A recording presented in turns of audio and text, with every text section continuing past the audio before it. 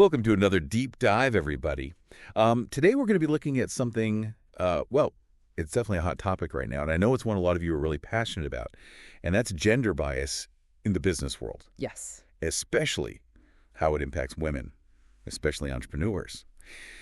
Now, you guys sent in some really, really interesting stuff this time around. Yeah. We've got course materials, guides. There's even something called a bias almanac. That's pretty cool. I love that title. I know, right? So it seems like you guys are ready to, to really unpack this, to really dig deep and to learn as much as we can about this topic. Absolutely. And what I think is so fascinating about the material you sent is just how many different angles it approaches this issue from. Like, it's not just, pointing fingers and laying out the challenges. It's like, okay, here are the challenges, but here are some actual practical tools that you can use. Here are strategies for navigating these biases. Right. You can even flip the script and use them to your advantage, which is really cool. Yeah, I'm seeing that too, especially in this bias almanac. Yeah. It kind of tackles these, loaded questions that women entrepreneurs often face, almost like I don't know, like a decoder ring or something for these absurd questions. It really is, yeah. And I think one of the things that's really helpful about it is that it kind of helps you see, it pulls back the curtain on the assumptions behind some of these questions that seem fairly innocuous on the surface. Right. So you can imagine yourself, pitching your business and an investor asks something like, are you comfortable managing large sums of money? And it's like, well, on the surface, that just seems like standard due diligence, right? But there's an underlying assumption there. Yeah, definitely raises an eyebrow. Like, are they really questioning your financial competence just because you're a woman? It feels a little bit like that. Exactly. And what the almanac kind of suggests is that you can meet these questions head on with a response that's rooted in data. So instead of getting defensive or, like kind of shying away from it, you could say something like, well, I've successfully managed budgets of X amount to achieve Y results, and I'm completely confident in my ability to scale that with your investment. See, that's brilliant because you're not just answering the question. You're really reframing that whole narrative and highlighting your strengths. Exactly. Yeah. And I think that is a recurring theme in a lot of these sources is just, equipping women with the tools and the strategies that they need to kind of control the narrative and to advocate for themselves effectively. Yeah, that makes a lot of sense.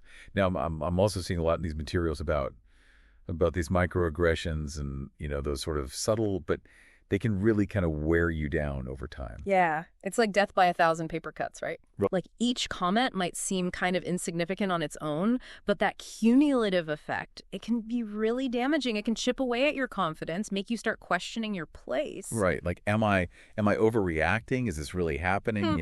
Yeah. I feel like that self-doubt is part of what makes it so effective. It really is, yeah. So think about, just constantly being interrupted in meetings. Right. When your male colleagues are given the space to speak freely. Right. Or, imagine someone praising your work by saying something like, wow, you're so articulate for a woman. I hate those backhanded compliments. Right. It's like they're so surprised that a woman can, string a sentence together. Exactly. So a lot of these sources, they really emphasize how important it is to, one, to be able to recognize these microaggressions when they happen, but then two, what are some strategies to counter them effectively? And it doesn't always have to be, calling somebody out or, having a confrontation, but just how can you kind of redirect the conversation? How can you subtly kind of challenge those underlying assumptions? Right. So it's about finding that balance between asserting yourself and picking your battles strategically. Exactly. Yeah. And I think it's also important to remember that you don't have to face these challenges alone. And that's something else that I see a lot in these sources, the importance of building a strong support network. Absolutely. Having those mentors, those peers, those allies that can make all the difference. 100%. Having people who, understand what you're going through and can offer support, guidance. Yeah, they can validate your experiences, offer a different perspective, maybe even advocate for you when you're not in the room. Exactly. Okay, so we've talked about the external challenges for those loaded questions, those microaggressions, but there's also a lot in these sources about the importance of self-concept. Yeah. Right. Yes. Self-concept is huge. And, a lot of these sources, especially the Self-Concept to Gender Equity course, really stress that a strong self-concept is absolutely crucial for women to be able to navigate bias, Right. to be able to articulate their value and ultimately to achieve their goals. So it's not just about changing the external environment, but it's about empowering women with those internal tools Right. that they need to thrive. Exactly. So it's like recognizing your worth. It's about building your confidence, developing a resilient mindset. And there's this self-concept ultimate algorithm that's outlined in this course, which is Okay, what makes this algorithm so ultimate? well, it goes beyond, just sort of surface level self-esteem. Right. And really dives into the core components of your self-concept. So like your self-image, your self-efficacy, your values, your beliefs. It's really understanding how all these different elements kind of interact and influence your perceptions and ultimately influence your actions. So it's about, I guess, shifting from a fixed mindset where you believe your abilities are just set in stone to a growth mindset where you believe you can learn and grow. Yes, exactly. Embracing that growth mindset is key. And the course also delves into the importance of, really identifying your core values, making sure that your actions are aligned with what you believe in. Yeah, that really resonates with me because I think knowing your values gives you that compass Yes. to navigate those tough decisions, especially when you're facing pressure to conform to external expectations. Absolutely. It's about building that inner compass and trusting your instincts. Trusting your gut, yeah. Okay, so it seems like a natural progression to go from self-concept to communication skill. So what are these sources saying about how women can communicate more effectively in the business world? Well, one of the things they emphasize over and over again is the need for clear, confident communication. And this is especially true in those, high-stakes situations, right? Like when you're giving a pitch or you're in a negotiation. Right. It's about crafting compelling narratives. It's about using your voice effectively. It's about asking really incisive questions to kind of control the flow of the conversation. Yeah. Because if you're asking the questions, you're setting the agenda. You're guiding the discussion. Precisely, yeah. And one of the things they talk about is taking that kind of storytelling approach that we see in TED Talks and applying it to, investor pitches. So thinking about how those TED speakers capture their audience's attention with these really compelling stories that connect on an emotional level. I can definitely see how that would be more engaging than just, rattling off facts and figures and Right. It's about bringing your ideas to life, making them relatable, showcasing your passion. Right. And it's not just about speaking, right? Yeah. Active listening is just as important. Absolutely. It's about truly understanding the other person's perspective, asking clarifying questions, building rapport. Yeah. It's about having a genuine dialogue, not just a one-sided presentation. Exactly. Yeah.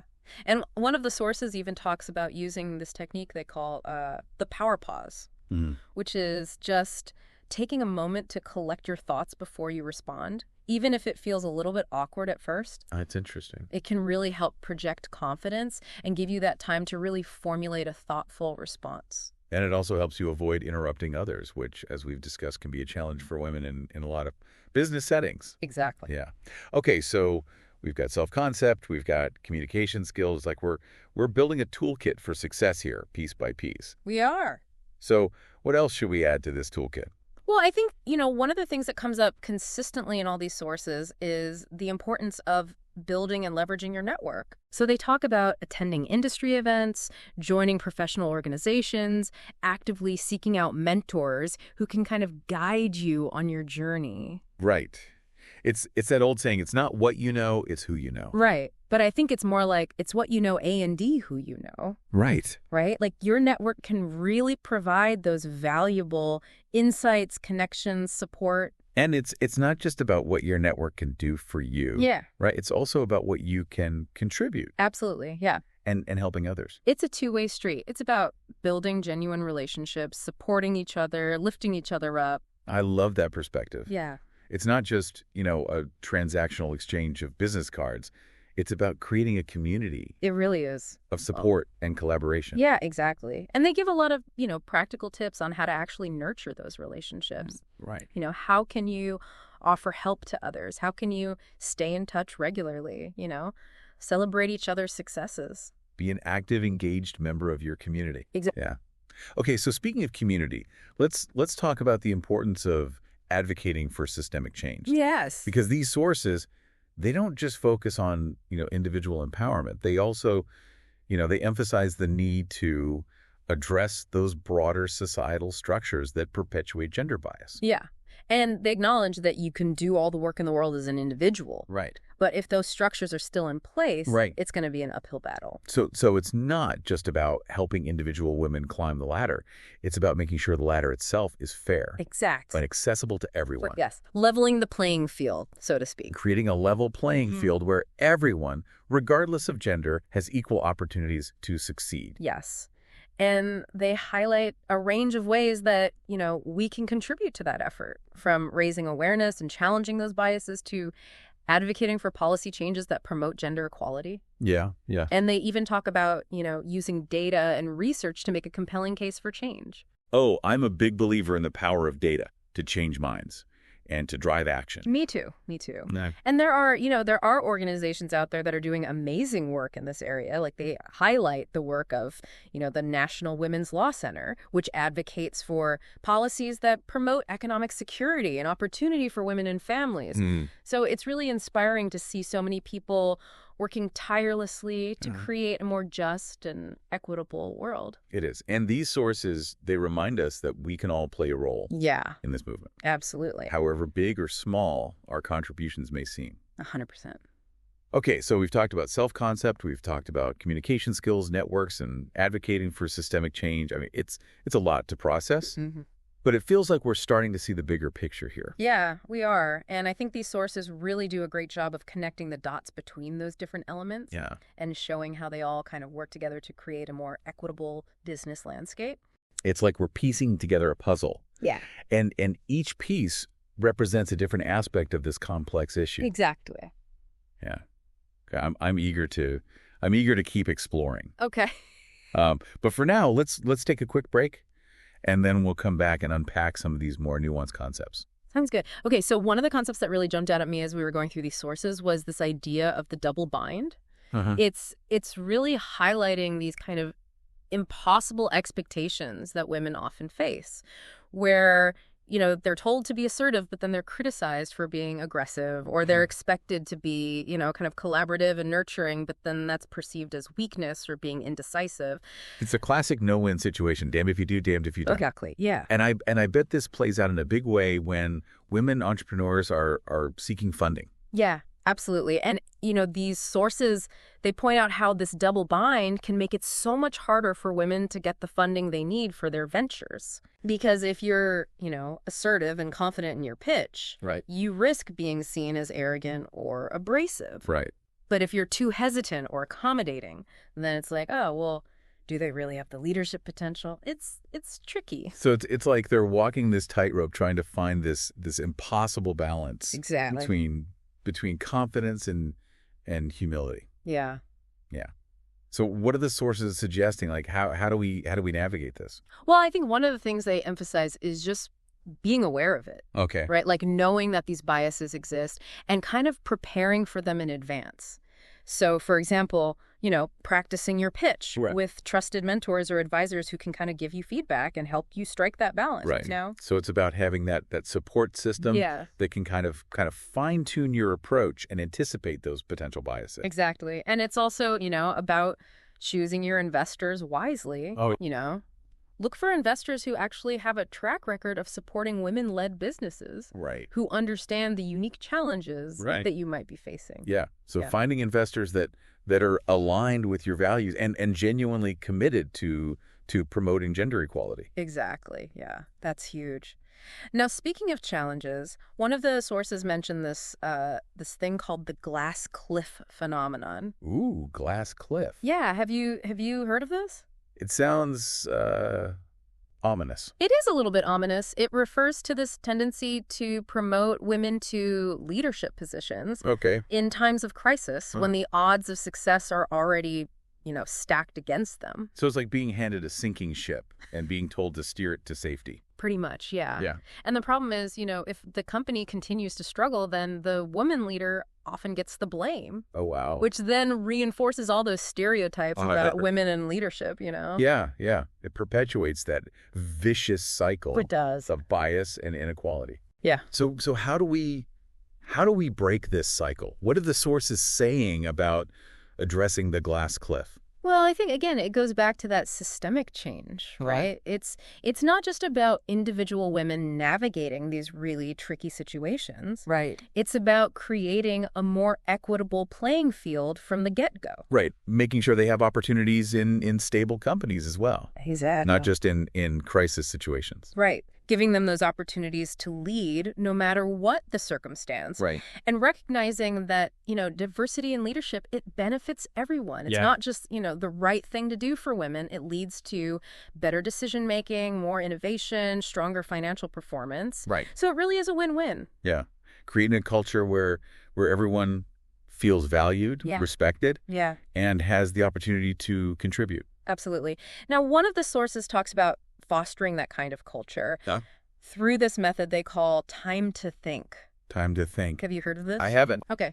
So it's basically a framework for creating what they call thinking environments, which are essentially spaces where people can engage in deep, reflective conversations Okay. without distractions, without interruptions. Sounds like a haven for introverts. It could be, yeah. But I think, in a business setting, it's so valuable Oh, yeah. to have that space where everyone feels comfortable sharing their ideas. Right. And those ideas can really be fully explored and developed. Right. Without being, cut off or Exactly. dismissed. And they emphasize that, these thinking environments can be especially beneficial for women who, as we've talked about, are often interrupted or talked over in meetings. Right. Right. So creating a space where everyone's voice is heard and valued. Exactly. And what's so interesting about this is they draw inspiration from, like, the ancient Greek philosophers. Oh. Like Socrates and Plato. Okay. Now that's an unexpected connection. I know, right? But the Socratic method of questioning, it's all about probing deeper, challenging assumptions, seeking understanding through dialogue. Right. And Plato's dialogues, they're so famous for their exploration of these really complex ideas. So bringing that kind of that philosophical inquiry Yes. into the modern business world. Exactly. Right, It's like but- recognizing that deep thinking is not a luxury. It's actually essential for making sound decisions. Right. Fostering innovation, creating a more just and equitable world. I love that. It's such a refreshing contrast to the Yeah. typical, fast-paced, decision-driven, kind of frenetic culture that dominates so many businesses. It is, yeah. So the time to think method, it really encourages us to slow down, listen deeply, create space for reflection. I like that. But I'm curious, how does this actually work in practice? Well, they give some very specific guidelines and exercises for how you can actually establish these spaces. So it could be as simple as, setting aside dedicated time for brainstorming sessions where everyone is encouraged to, contribute their ideas freely. Or it could involve using certain facilitation techniques to ensure that, everyone has a chance to speak, that all perspectives are considered. So being really intentional about creating these spaces and setting those ground rules Yes. for respectful communication and deep thinking. Exactly. And recognizing that taking the time to think deeply can actually lead to more efficient and effective decision-making in the long run. Yeah, it's about working smarter, not harder. Yeah. Right.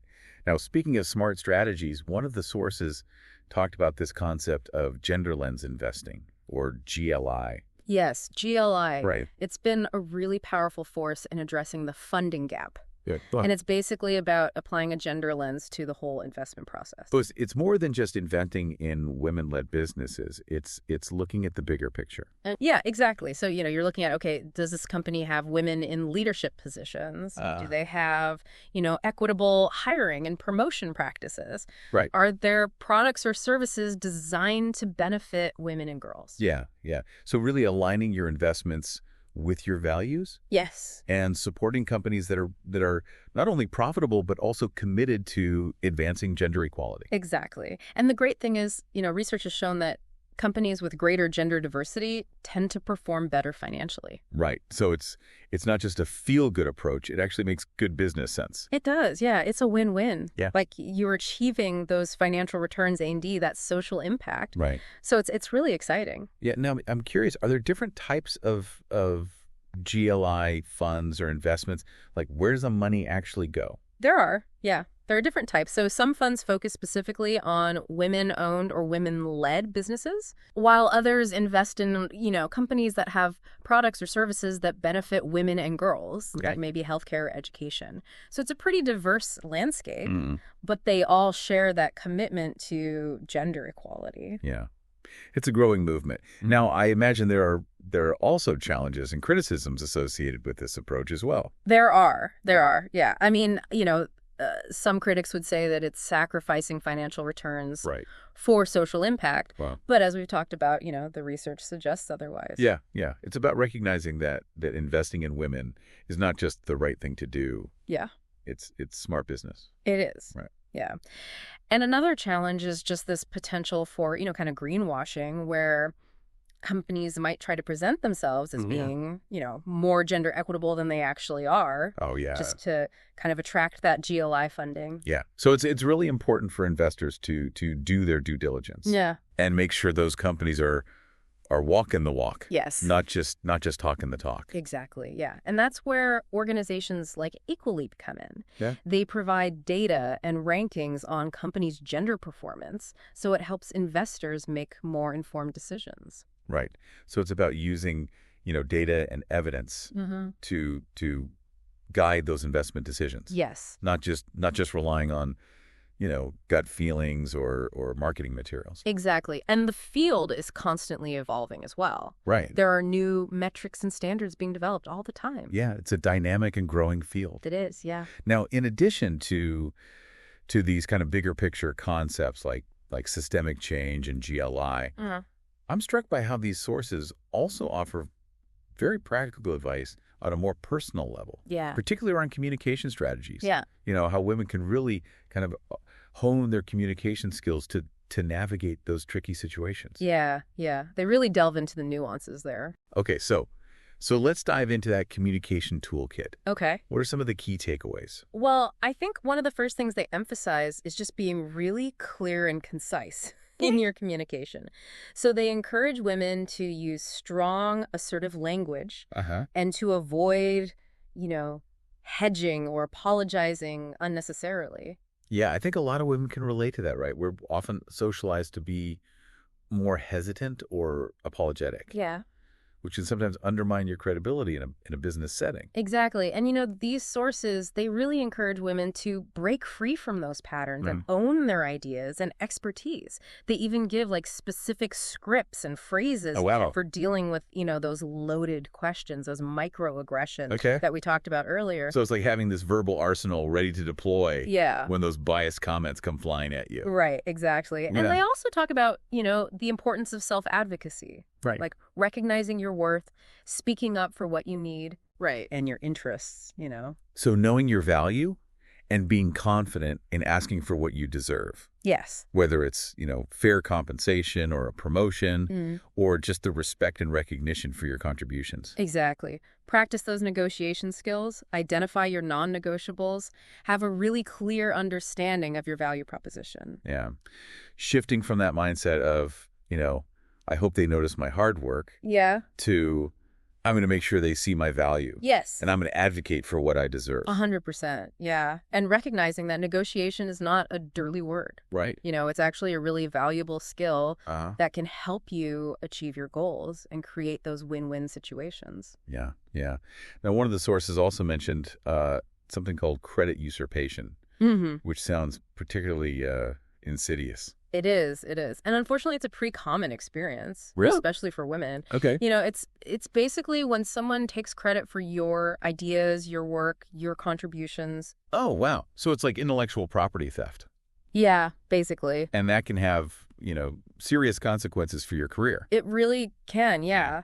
And the Bias Almanac, it actually gives some strategies for how to prevent this. Okay. One is to just document everything, like your ideas, your contributions. Right. Even like casual conversations where, brainstorming might be happening. So creating that paper trail just in case you need it later. Exactly. And, if you're sharing an idea in a meeting, make sure to very clearly state that it's your idea. You can say something like, oh, I had an idea about this, or I've been thinking about a solution to this, So just subtly but firmly establishing ownership from the start. Exactly. And Okay. then if, down the road someone tries to take credit, Right. you can calmly but firmly remind them Right. that you were the one who originally proposed it. Yeah, it's about asserting your intellectual property Yeah. and not letting people walk all over you. Exactly. And if it becomes a recurring issue, Uh-huh. you might need to involve a manager or an HR representative. Right. Okay. So we've got strategies for dealing with credit usurpation, but what about those situations where your contributions are just overlooked or dismissed? Mhm. Not because someone is intentionally stealing credit, Yeah. but just because you're a woman. That's another really common challenge, unfortunately, is like you feel invisible, Right. even when you're working so hard and contributing these valuable ideas. Yeah, it's incredibly demoralizing. Yeah. Yeah. So what can we do about this? Well, these sources, they emphasize the importance of making your contributions more visible. Okay. So instead of just quietly doing your work, speak up in meetings. Right. Yeah. Share your ideas proactively, document your accomplishments. Yeah. You know, It's about self-promotion in a sense, but it's also about making sure that your work is seen exactly. and valued. Yeah. And if you find yourself being interrupted or talked over, don't be afraid to assert yourself. You can say something like, excuse me, I wasn't finished making my point. Yeah. Reclaiming your space Yeah, and exactly. your voice in the conversation. 100%. And, building those strong networks Right. of allies can be so helpful in these situations. Yeah. Because then you have people who can kind of amplify your voice, Yeah. advocate for you when Yeah. you're not in the room. And it's easier to be heard when you have, other voices supporting you. Absolutely. Right. Okay. Now, I imagined mansplaining is another communication challenge that a lot of women have to deal with. Oh, yeah. Especially Sort of male-dominated industries. for sure. And they give some great tips on how to respond in those situations, gracefully but assertively. One strategy is to just calmly correct the misinformation or provide that additional context. You could say something like, actually, I'm familiar with that research, and here's what it actually says. So it's about, educating but not being confrontational. Exactly. And if it continues, you can just kind of redirect the conversation Right. back to the task at hand. Or, if it's really egregious, you can just excuse yourself from the conversation. Yeah. Sometimes walking away is the most empowering thing you can It do. really can be, yeah. Right. And, they emphasize the importance of practicing these responses Oh, yeah? in advance. Yeah. Right. Like have those scripts and phrases ready to go. It's like rehearsing for a play. It is, yeah. The more prepared you are, the more confident you're going to feel in those moments. Exactly. Okay, so we've covered a lot of ground here. We have. Absurd questions, microaggressions, the double bind, the glass cliff, Yeah. self-concept, communication skills, networks, advocating for systemic change, GLI. It's a lot. It's a lot to digest, but it's all interconnected. It is. These sources really paint such a comprehensive picture of the challenges and the opportunities Right. that women face, Right. in the business world. Yeah. And they offer so much practical advice You do. for how to navigate these challenges and really create a more equitable business landscape. They really do. And I think one of the key takeaways is just that, women are not alone Right. in facing these challenges. There's this growing movement of people who are working to create a more just and equitable world. Right? And there are so many resources available Yes. to help women thrive in the business world. It's a message of hope and empowerment. It really is. Right. And they remind us that we all have a role to play, Uh-huh. in creating that world. So what's the call to action here? What can our listeners do, like right now, to start implementing these ideas? I would say the first step is just invest in yourself. Right. Read these sources, take these courses, practice those communication strategies. Knowledge is power. It is. Right. And then start building your network. Connect with other women entrepreneurs, find mentors, join organizations that support your goals. So surrounding yourself with that supportive community. Yes. And knowing that you're not in this alone. Exactly. Yeah. And then finally, don't be afraid to speak up. Yes. Advocate for yourself. Challenge the status quo. You have a voice. Use it. That's a powerful, powerful call to action. It is. Okay. Well, we've reached the end of our deep dive. We have. But the conversation doesn't end here. We'll be back next time with another fascinating exploration of your world of information. Until then, keep learning, keep growing, and keep advocating for a more equitable world. It feels like we've covered so much ground in this deep dive. We have. But it also feels like, in a way, we've only just kind of scratched the surface. Yeah, that's true. There's a wealth of information in these sources. And I think what's been so striking to me is how they connect individual empowerment Uh-huh. with this larger goal of systemic change. Right. Like, it's not an either. It's not. No. It's about women supporting each other, Yes. but also pushing for those broader societal shifts. Exactly. And it kind of brings us back to something we touched on earlier, which is the power of gender lens investing. GLI. Right. So promising. It is. It's such a promising approach to tackling this funding gap. Can you just remind us real quick how it works? Sure. So it's basically intentionally directing capital towards women-led businesses. Okay. Or companies that, really prioritize gender equality. Okay. So it's about recognizing that untapped potential and investing in women's success. And we talked about how, research has shown that this can actually lead to better financial returns. Absolutely. Yeah. Diversity leads to innovation, it leads to better decision-making, and ultimately it leads to stronger financial performance. So it's not just about doing good, it's about doing well by doing good. Love that, yeah. Right. And, these sources highlight some really fascinating examples of this in action. Like, they mention organizations like Portfolia, which creates investment funds specifically focused on female-led companies. Okay. And Golden Seeds, which is an angel investor network that supports women entrepreneurs. So it's really becoming a mainstream movement now. It is, yeah. It's not just a niche concept. Not anymore, yeah. And it's not just, private investors either. Like, governments and philanthropic organizations are getting involved, right? Yeah, they are, providing funding and support. So it's really a multi-pronged approach. It is. With individuals, organizations, even governments recognizing the importance of investing in women. And I think that's one of the things that these sources really challenge us to think about is how can we each play a role in this? Right. Whether it's through, our own investment decisions, supporting women-led businesses, advocating for policies that promote gender equality. Yeah, that's a powerful message. It is. And it kind of brings me to the final thought I wanted to leave our listeners with today. Okay, I'm all ears. We've talked about how you can advance your own career. Uh-huh. But what about using these strategies to help other women in business? Like, how can we all kind of create this rising tide that lifts all boats? I love that. I think that's a beautiful way to put it, because whether it's mentoring someone, investing with a gender lens, speaking out against bias, every action, no matter how small, Right. it contributes to creating that more level playing field. Yeah. It's about paying it forward. It is. And creating a world where all women have the opportunity to achieve their full potential. That's the goal. Right. That's what we're working towards. Well said. Well said. I think that's the perfect note to end on. Thank you so much for joining me on this insightful journey. It's been a pleasure having you here. It's been my pleasure. I've really enjoyed this conversation. Yeah, me too. And to our listeners, thank you. Thank you for diving deep with us today. Keep those amazing sources close. Keep striving for greatness. We'll see you next time for another fascinating exploration of your world of information.